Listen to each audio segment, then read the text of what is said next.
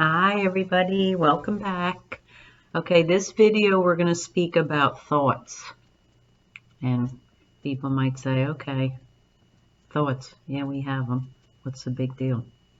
Um, we have over 70,000 thoughts a day. Okay, anything that happens in life, any circumstances that we have a thought about it first. Before anything else, we have a thought.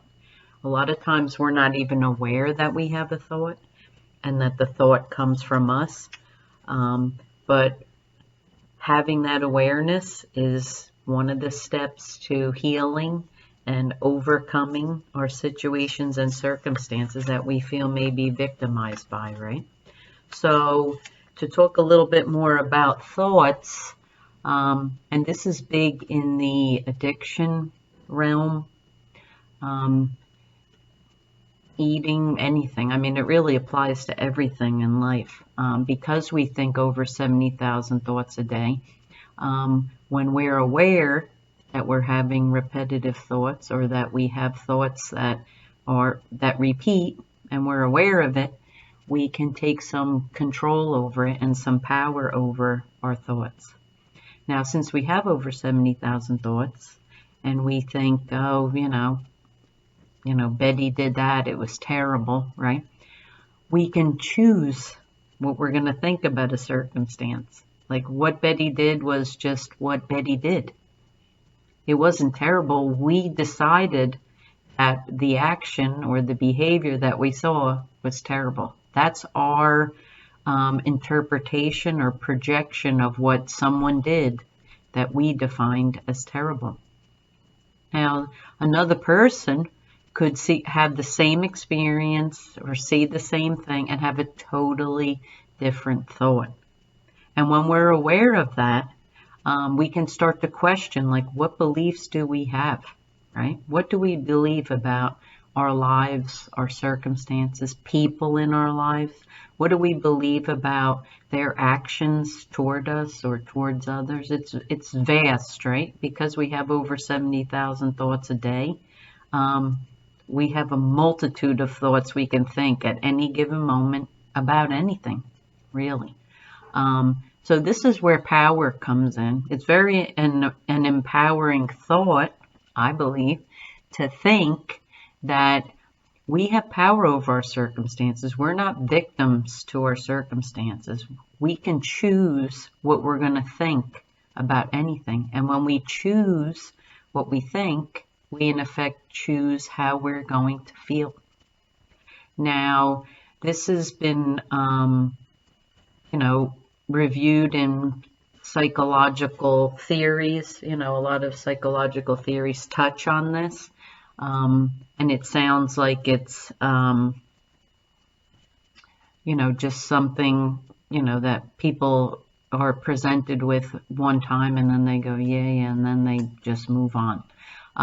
But if you really truly want to change your life and you really want to change and choose how you feel, this is very powerful, very, very powerful. And when we can go inside and look at how we feel, right? Take a guide or, a gauge of how we're feeling inside, then we can determine, you can kind of work it back up, right? That you can determine what is it that you're thinking, right? Because that's determining what you feel. Now, sometimes people have self-sabotaging thoughts about themselves, right? And they don't even realize it.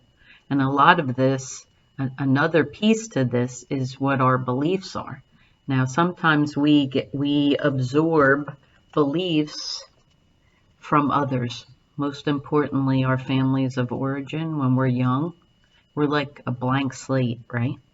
We are just experiencing life, we're not aware of any of this, right? We're just pure, innocent, blank slates, little humans walking around, and we are absorbing the thoughts and the beliefs of the people around us, mainly our parents, anyone significant in our lives, right?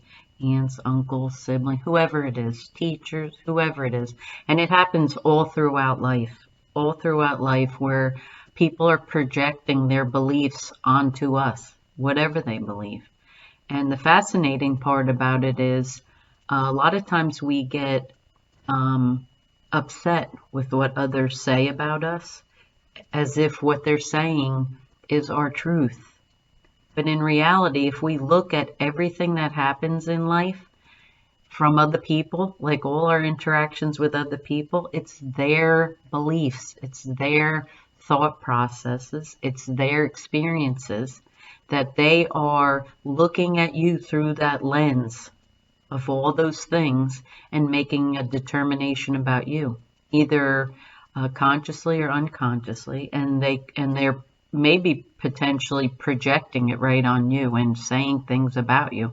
And when we can come to a place where we've examined our own thoughts, examined our own beliefs, we have awareness of all, of our own inner struggles, if you will, or inner, whether we're balanced or not, whatever our inner compass is. When we can come to complete alignment with all our chakras and we're at peace within, we've done the inner work, then we're aware when we look outside of ourselves that people, might say things to us or try to do things, whatever it is, but we have a new awareness that this is about them. It has nothing to do with me. But it's very, very, very common in life that we all do it, and we can evolve past it. But we all do it where someone says something and we think, what did I do? Or who do they think they are? Or whatever it is, right? We attach our own thoughts to what they're doing, right? But we can get to a place where we recognize and we realize that what other people do has absolutely nothing to do with us. We can make it about us. Oh, well, this person said this to me, so they must be mad at me, or they must believe that. We can come up with a whole story, right, about everything. We all do it at some point or another, but we can evolve past it and recognize that what people do is a 100% total reflection of them, their beliefs, their thoughts, their feelings. And we really, when we can get to that place, we take our power back in our lives, 100%. Because anyone who feels something and they blame it on another person, you make me feel, no one can make anyone feel anything. We create it ourselves.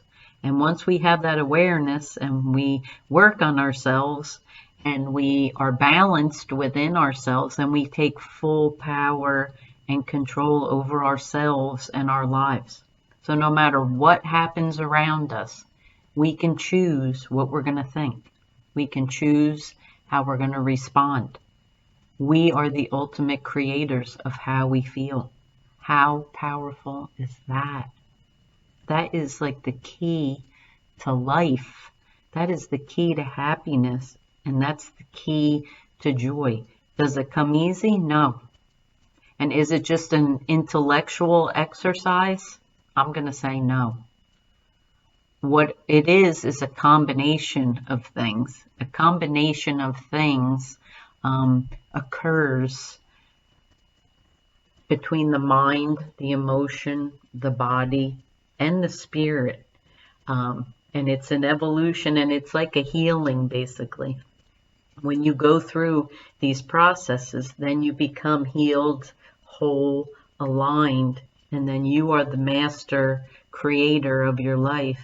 And anything outside of you can happen, and it will not rock your world inside or in your mind, and how you feel. You control that.